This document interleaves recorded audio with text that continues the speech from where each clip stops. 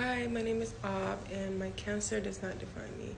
So, y'all, today was a pretty good day so far, cancer wise. I'm still feeling nauseous. Every time I eat, like, it's, you know. So, I'm really having a hard time eating, which is why I'm starting to lose, like, a lot more weight. I did talk to an oncologist about it, but she hasn't really given me any direction as far as like what meds I'm gonna start taking for that. She was just like, we can kind of manage to control that. So yesterday I couldn't vlog. I felt absolutely like completely underneath the weather. And on top of that, I really couldn't while I was in the hospital because I had to make two very important decisions and I needed to think. So the first one was I decided to start chemo. So I'll get my little catheter, port catheter put in right here in a couple of days here. So I'll start that. And also, I decided to do temporary menopause to basically shut down my ovaries during this process. Well, this not process, but journey, only because I never thought to have kids again until the option was taken away from me. And it's taken away from me by doing chemo and also by having cancer. So that was a lot. That was hard because I always thought that my 1-year-old was going to be like my one and done. Like he was just going to be my little prince forever and I didn't have to worry about anyone else coming to our castle until I found out I had cancer. And now I'm just like, oh, maybe potentially, second chance at life here, I want everything, and now I possibly or potentially may want another kid in the future, not right now, but in the future. So making the decision to get the injection to temporarily shut down my ovaries was hard, especially when, I don't know if it's a military thing or just overall medicine and science, when you do that, there's no way to wake it up. So after I get these injections while I'm going through chemo and all the other treatments and other things that's on the list, things I have to do to get healthy again, my ovaries gonna be shut down. And then once I'm done with everything, my body and my ovaries have to decide to wake up on its own. And I'm very scared about that because there's no guarantee that if I have another child, there won't be a potential birth defect.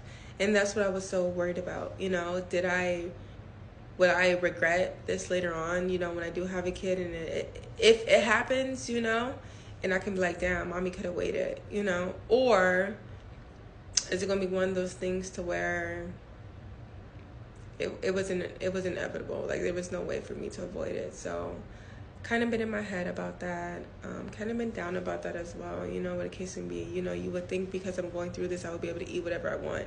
So there's no comfort food, there's no tequila, there's nothing, but it's okay because I have you guys, to bounce off to. So I definitely am feeling more hot. I think the hot flash is automatically kicked in.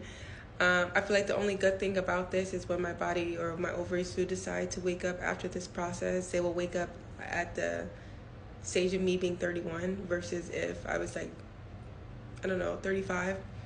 And I did this, so no matter what age I'm at, my ovaries are going to go back to that part. And I think that was like the coolest thing about it.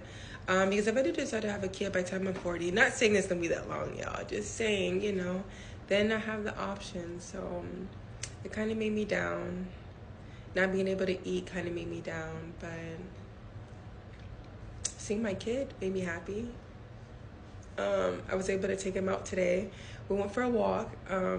So that meant a lot to me too because I've been having a hard time moving around. Mainly because of my back. I've been having like a lot of back problems. I don't know if it's associated with this or because I'm trying to do more because I feel like I'm running out of time. It might be exhaustion, but I promise I try to sleep as much as I can.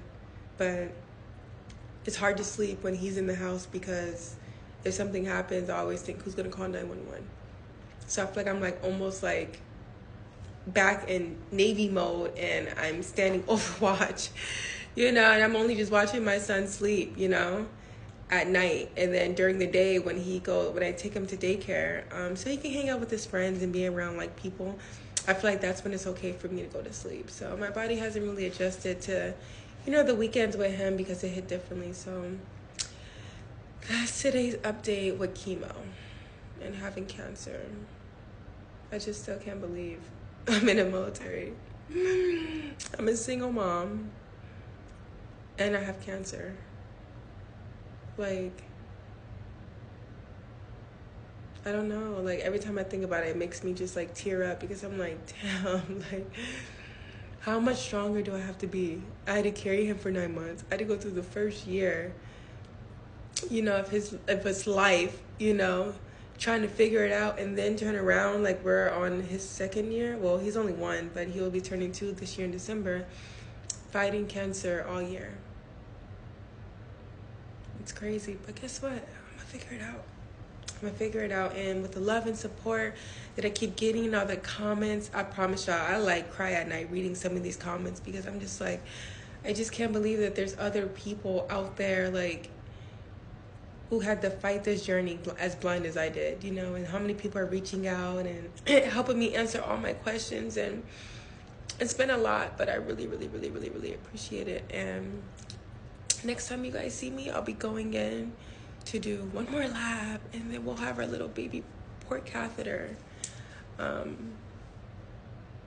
Yeah, let's get through this journey together. And happy Saturday.